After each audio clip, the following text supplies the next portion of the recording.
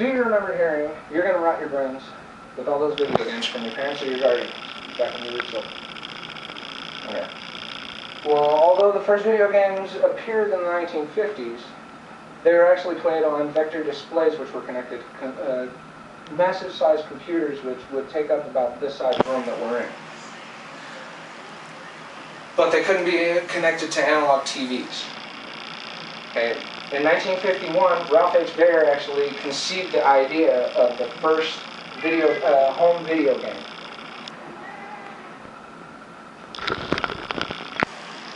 In the 1960s, he created a working video game console at Sanderson Associates, but he struggled for years to try to find any television manufacturers to help him produce it.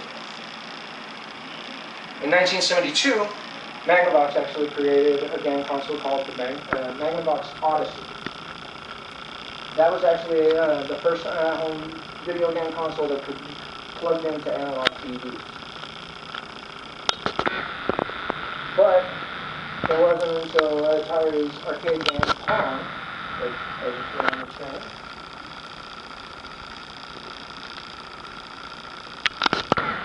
Pong popularized video gaming to where the public actually began to take more notice of the American industry. Before that, they weren't really interested. This was actually found on Wikipedia, everything from Ralph Baer to the Atari information. Second point is video games actually have been proven to enhance or improve hand-eye coordination, motor skills, dealing with reaction time, and visual skills. I'm sorry. Today I'm going to explain the reasons of why and how video games are actually improving our state of mind and our total game. When playing games such as Call of Duty, Black Ops, on campaign mode, also known as story mode, learn the basic controls in the beginning, and through the rest of the game, you have to remember which button on your controller does which action.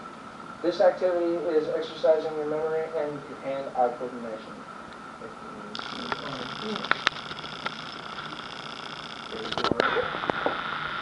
In some parts of the game, you're in a big gunfight and you have to throw a grenade or a flashbang.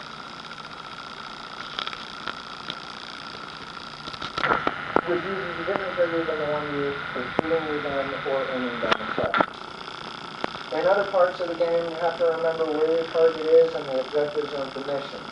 If done incorrectly, you lose. Now there is a company called Leapster, Leapfrog Leapster, who has gone the extra mile and made games for children that teaches them how to do math, how to spell vocabulary words, how to read and pronounce words, even cooking. There's a commercial for the console that shows children who learn vocabs, reading, and how to use the internet while having fun, instead of just having a bunch of fun and not learning a thing.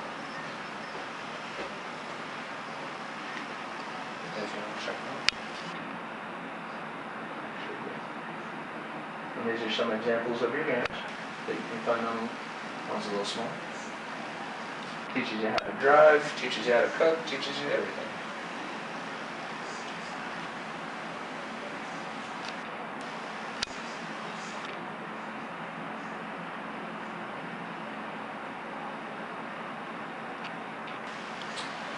Alright.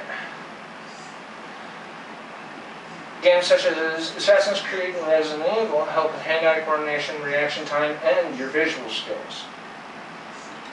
When traveling through many maps, you have to fight guards or zombies, or find hidden objects that help you progress through the game. Some of these games actually are created to where if you don't find certain things, you cannot progress. You will be stuck.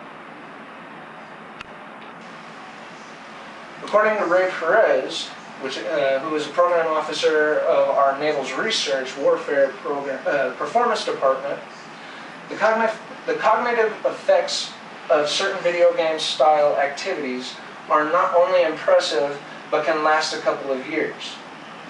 We have discovered that the video game players perform 10 to 20% higher in terms of perceptual and cognitive ability than normal people that are not non-game players.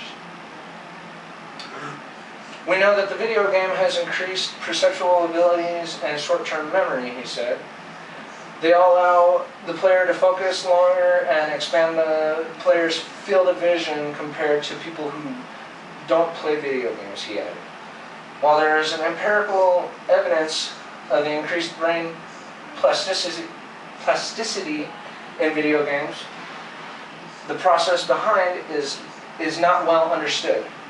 His belief, he said, is that neural networks involved in the video gaming become more pronounced, have increased blood flow, and become more synchronized with other neural networks in the brain. And I actually found that on a website called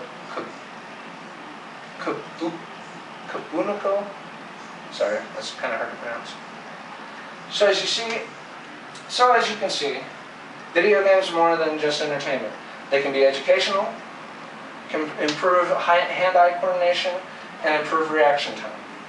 This is very helpful because most things nowadays need us to have these improvements to help us in the world we live in today.